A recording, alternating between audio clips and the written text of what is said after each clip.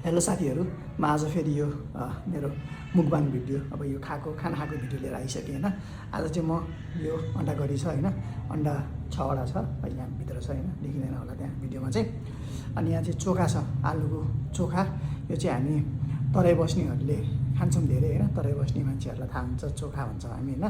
आलु अनि त्यसमा खोर्सानीहरू अनि लसुनहरू होइन मजाले पिसेर यो हातले खुँडेर बनाउँछौँ। अनि यो कागती भइहाल्यो होइन। अनि डल्ले खोर्सानी छ, अनि यो मुला र गाजर छ है। अब धेरै नबोलिकन खाना सुरु गरिहालेँ है त मैले, है त खाइहालेँ है त। सुरुवात चाहिँ अन्डाबाट गर्नु पऱ्यो है।